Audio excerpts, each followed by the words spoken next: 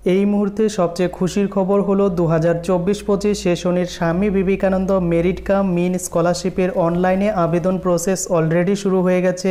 আবেদনের last date কবে, নতুন কি পরিবর্তন হয়েছে ইন ডিটেলসে তোমাদের সঙ্গে এই ভিডিওতে শেয়ার করব। ভিডিওটি অত্যন্ত মনোযোগ সহকারে দেখো এবং ভালো লাগলে অবশ্যই চ্যানেলটিকে সাবস্ক্রাইব করো। তো চলো কি পরিবর্তন হয়েছে এবং লাস্ট ডেট কবে, কি ডকুমেন্টস লাগবে ইন ডিটেলসে তোমাদের সঙ্গে শেয়ার করছি। এবার আমরা দেখে নেব স্বামী বিবেকানন্দ স্কলারশিপ 2024-25 সেশনের আবেদনের লাস্ট ডেট কবে বা কবে থেকে শুরু হয়েছে। তো এখানে সিম্পলি তোমরা এসএমএসটি দেখতে পাচ্ছ নোটিশে যে last date to apply for pre matric post matric merit cum means scholarship SVMCM, এখানে দেখতে পাচ্ছ SVMCM এনটিপিএস স্কলারশিপ 2024-25 সেশনের ফ্রেশ এবং রিনুয়াল অ্যাপ্লিকেশনের লাস্ট ডেট এখানে দেওয়া রয়েছে 30/9/2024 অর্থাৎ 30শে সেপ্টেম্বর 2024 স্বামী বিবেকানন্দ স্কলারশিপ আবেদন রিনুয়াল এবং ফ্রেশ অ্যাপ্লিকেশনের লাস্ট ডেট।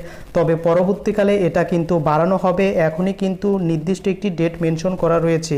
তো এবার আমরা চলে যাব এই স্কলারশিপের জন্য কি বর্তমানে পরিবর্তন করা হয়েছে সেগুলো এবার দেখে নেব।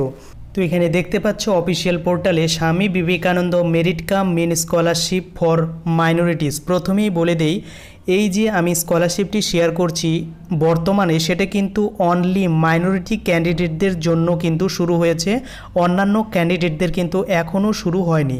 তো কি যোগ্যতা লাগছে একে একে তোমাদের সঙ্গে এবার শেয়ার করছি। কারা কারা আবেদন করতে পারছে?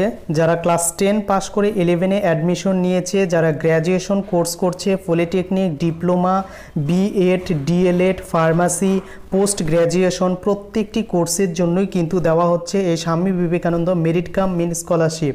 এবং দ্বিতীয় খুবই একটি গুরুত্বপূর্ণ ইনফরমেশন এখানে বলা রয়েছে যে ক্যান্ডিডেটকে অবশ্যই ওয়েস্ট বেঙ্গলের একজন বাসিন্দা হতে হবে এবং ওয়েস্ট বেঙ্গলের যে কোনো ইনস্টিটিউশনে পড়াশোনা করতে হবে। দ্বিতীয়ত বলা হয়েছে স্টুডেন্টের অবশ্যই pass out current year certificate বা ইউনিভার্সিটি সেটা কিন্তু লাগবে, অর্থাৎ তুমি মাধ্যমিক পাস করলে মাধ্যমিকের যে সার্টিফিকেট বা তোমার মার্কশিট সেটা কিন্তু লাগবে, সেটাই বলা রয়েছে।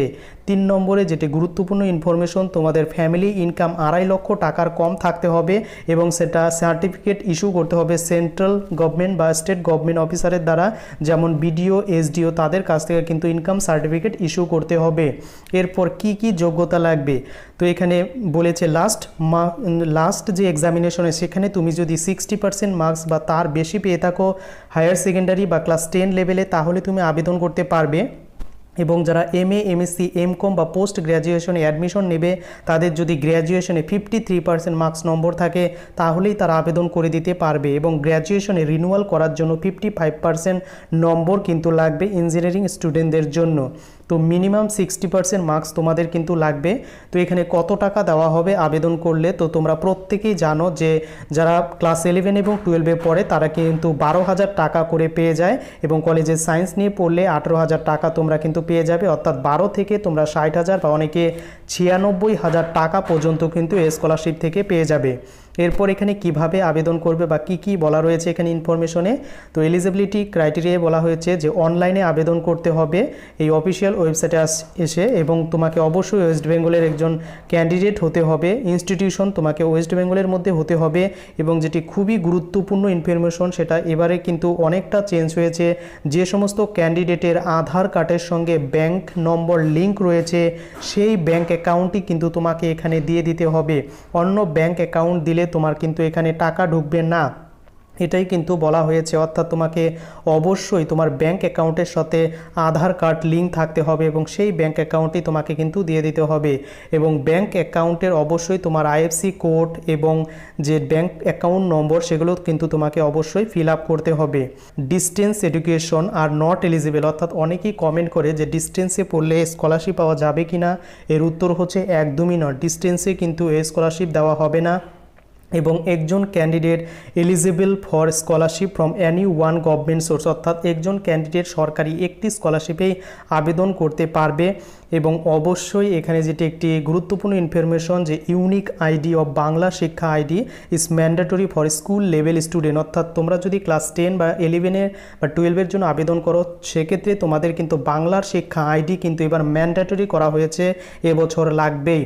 এই স্কলারশিপের দেখতে পাচ্ছ স্বামী বিবেকানন্দ স্কলারশিপের ফ্রেশ এবং রিনুয়াল 2024-25 সেশনের লাস্ট ডেট 30/9/2024 অর্থাৎ 30শে সেপ্টেম্বর 2024 আবেদনের লাস্ট ডেট।